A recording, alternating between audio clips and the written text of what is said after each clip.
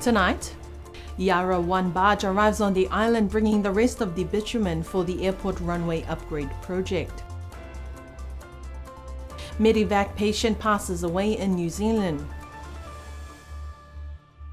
Newly appointed Chamber of Commerce Board of Directors.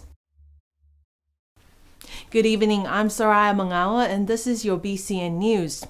Leading our news tonight, the long-anticipated Yara 1 barge and MT the Bellarine tugboats arrived at Sir Robert's Wharf this morning.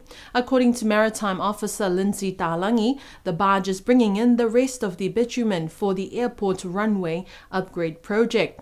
The barge berthed alongside the wharf this morning and the barge had travelled all the way from Fiji.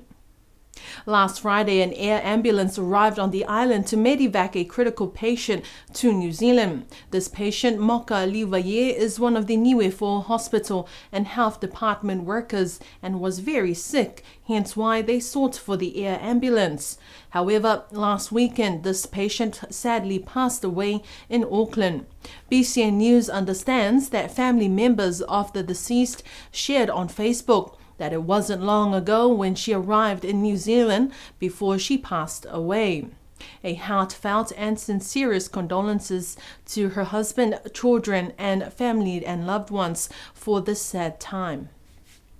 At its annual general meeting on Thursday last week, the Niue Chamber of Commerce re-elected Sifeti Fasiaki Adriana as its president. Vice President is Zach Smith. The 6 executive members voted in by the members of the chamber include Alicia Hipa, Aaron Smith, Avi Rubin, Dempster Tomailonga, Narita Viliamu Tahanga, and Stanley Tafatu. In a press statement, the CEO of the Chamber of Commerce, Catherine Papani, said that her team at the Secretariat are looking forward to working with the new board to continue the work of developing, strengthening, and growing the private sector of Niue. The Chamber of Commerce is a national private sector organization and receives annual funding support from the New Zealand government through the Niue government. Australia's High Commissioner to Niue, Her Excellency Louise Ellerton, has completed her term on Monday, 14th of August this week after serving in Niue since February 2022 last year. Louise Ellerton is the second Australia High Commissioner to Niue. Throughout her term, Louise has worked tirelessly to strengthen the ties that bind our nations. Her commitment to building bridges has not only benefited the community in Niue, but has also fostered a deeper understanding between our governments. Here's more on this story. According to a government press release issued earlier this week, some of the key milestones that Lois was able to achieve during her term include trade agreements, joint projects, waste and water management, Australia's Awards Pacific Scholarship and diplomatic dialogues. Premier Dalton Tanglangi expressed his deepest gratitude for her term in service to Niue. We are grateful for her dedication and the strong foundation she has laid for the ongoing friendship between our nations, and we wish her and her girls safe travels as they return to Australia. She will definitely be missed, especially by the ladies, says Premier Tanglangi. The government of Niue extended its best wishes to Lois and her family, who departed the island on Monday this week. While the appointment of the next Australian High Commissioner is yet to be determined, Mr. William Bowell will be in charge of the Australian High Commission anyway until November 3rd, 2023. European Union Ambassador Mr. Shujiro Sim was on the island last week visiting as his last time as EU Ambassador to the Pacific, which includes Niue. Since he came into his term in 2019, Mr. Sim was only able to visit Niue in 2020 prior to the global pandemic closing off borders for international traveling. Nevertheless, Mr. Sim expressed he was happy to finally make it back to Niue for his second and last time as EU Ambassador to the Pacific and Niue. Here is more on this story. European Union Ambassador Mr. Shujiro Sim spoke with BCN News, where he shared that this was his final visit to the island as his term as EU Ambassador to the Pacific has come to an end. Well, this is my second but last visit to Niue, because this is my farewell visit. After 4 years as Ambassador of the European Union for the Pacific and Ambassador to Niue, I will rotate out of my current role at the end of the month. This is actually my very last trip in all the 13 countries and 3 territories which I cover in the Pacific. So like all farewell trips, I'm here to bid farewell to the authorities. So I met with the cabinet, the Honorable Premier and the ministers and acting ministers. I met with the Honorable Speaker.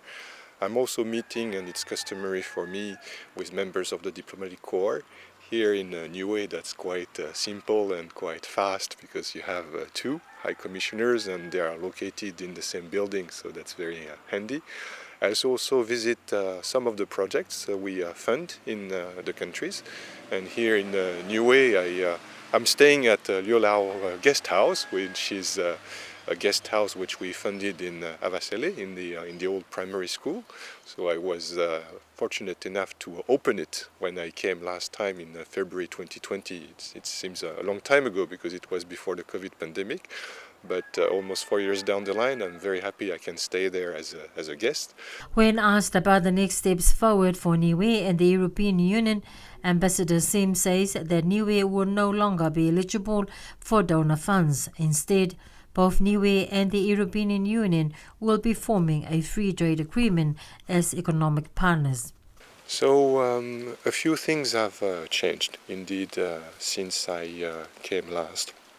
I think the major change is the fact that now for the European Union, Niue has reached such a level of wealth that the gross domestic product per capita exceeds what allows us to provide Niue with official development assistance.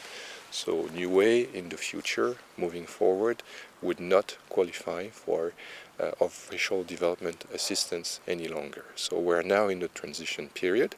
We completed our bilateral assistance to Niue, and that was to the energy sector. So we're winding that down. We're phasing it out. Niue is still eligible to the regional projects we have here in the Pacific and can still take advantage of these regional projects. Some of them are on topics and sectors which correspond to priorities for Niue. So we still have funding available for waste management, for example, or for ocean-related matters, or for resilience and adaptation to climate change.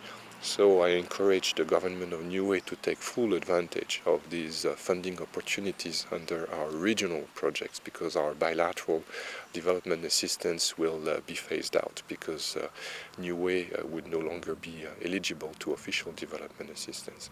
Which means that in the case of Niue, like the 3 other countries in the Pacific which are in the same situation, which are no longer eligible for official development assistance, we have to reinvent, or we have to be more imaginative in the sense that we have to see our relation from a different angle and through a different lens. Ambassador is grateful for the 4 years he was able to assist Niue in his priority areas, especially with the energy sector, where the EU helped to fund the transformers seen at the Power Corporation. Ambassador Suchiro Sim started in his role as the EU ambassador to the Pacific in September 2019. Ambassador Sim says his next post will be in Jakarta, Indonesia, as the EU ambassador to ASEAN, Association of Southeast Asian Nations. The government of Niue is calling for nominations for its annual Niue Honours Awards list. The Niue Honours Awards is granted each year by the government of Niue and is open for nominations throughout the year. There are 3 main awards that are open for nominations, or for someone that you think is highly deserving of an award, including the Distinguished Service Award, the Public Service Award, and the Community Service Award. Here's Losana Sioneholo with more on this story. The Distinguished Service Award celebrates individuals who have contributed many years of outstanding service to the people and nation of Niue. The Public Service Award celebrates individuals who have served in the Niue Public Service and have contributed significantly to the public service and nation. The Community Service Award celebrates individuals who have served or contributed significantly to the community and the nation. Nominations for the Niue Honours Award 2023 will close on the 25th of September 2023 at 4 p.m. For more information about the awards, visit www.gov.nu/niue-honours-awards/. Niue's team of 4 athletes and 2 officials returned to New Zealand earlier this week after a successful 1 week competing in the Trinbago Commonwealth Youth Games 2023. According to chef de mission Maxine Edwards, the Games was an opportunity for the young and upcoming youth of Niue to be exposed to the international stage of competition. Acknowledgements to Maxine Edwards for the images used in this story. The Trinbago Youth Games began on Friday 4th of August and concluded on last Friday 11th of August, which took place on the islands of Trinidad and Tobago in the Caribbean. Niue's team of 6 included 4 athletes and 2 officials. Athletes included Tangavaitoa Tukuitonga, Macfitu Tukuiniu, Ramsey Edwards, and Hikuleo Lui. The 2 officials included team manager John Kolima and chef de mission Maxine Edwards. According to chef de mission Maxine Edwards, all 4 athletes competed in athletics field events. 12 countries participated in each discipline. Team Niue's final rankings for shot put has placed Macfitu in 4th placing, Tangavaitoa in 5th, Ramsey in 7th place, and Hikuleo in 8th placing. For discus, Macfitu ranked 6th, Tangavaitoa ranked 8th, Ramsey in 9th placing, and Hikuleo ranked 10th. For javelin, Macfitu ranked 6th and Tangavaitoa in 8th placing. We are extremely happy with the results from each athlete. They all managed to get personal best. The Trinbago Games was all about exposure to the international stage of competition, says Maxine.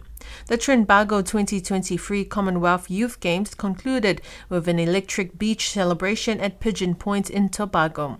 In a closing ceremony full of carnival color, music and dancing, more than 1,000 athletes from around 70 Commonwealth nations and territories marked the end of the first Commonwealth Youth Games to take place in the Caribbean. A total of 13 teams battled out in the open men's and women's futsal tournaments, which took place last Saturday at Baliasi Niue High School grounds. There was a vast display of developing skills and talent in the sport of soccer seen amongst the players of the day. However, the overall top skilled and talented players of the day, who have also claimed champions 3 years in a row for both men's and women's, went to Vaea. Here's more on this story. For the men's, there were a total of 8 teams who entered, including Alofi 1, Alofi 2, Avasele, Lakepa, Tuapa, Hakupu, Vaea, and a Niue High School team.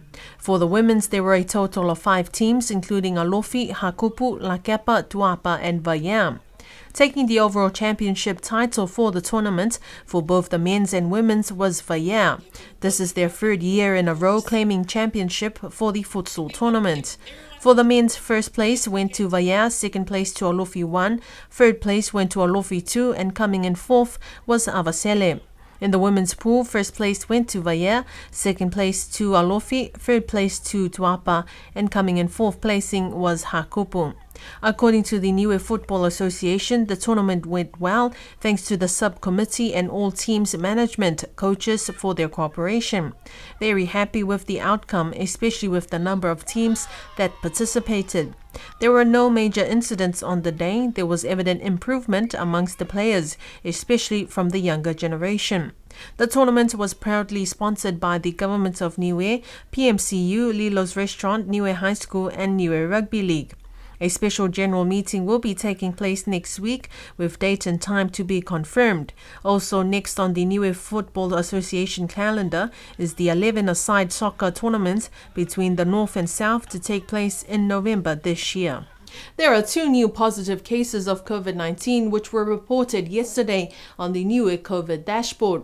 This has brought the total number of active cases on the island to 4. Niue has recorded a total of 833 cases of COVID-19 since the first historical case was reported in March 2022 last year. Members of the public are encouraged to remain vigilant and stay prepared. More information can be found online at covid19.gov.nu. Also, according to the Department of Utilities this morning, due to no rain, China road workers have resumed working on the roads in Hakupu and in between Vaya today. They have informed members of the public to avoid those areas where possible or to use alternate routes. And before we end our news bulletin tonight, TV Niue is happy to announce that they will be airing the Rugby World Cup 2023, France, that will begin next month. There are a total of 51 games. For more information, head into the Broadcasting Corporation of Niue office, with opening times from Monday to Thursday, 8:30 a.m. to 4:30 p.m. And that is our news bulletin for tonight. Join us again next week, Tuesday, for our Wangaho Niue Bulletin. I'm Soraya Mangawa. Have a good night.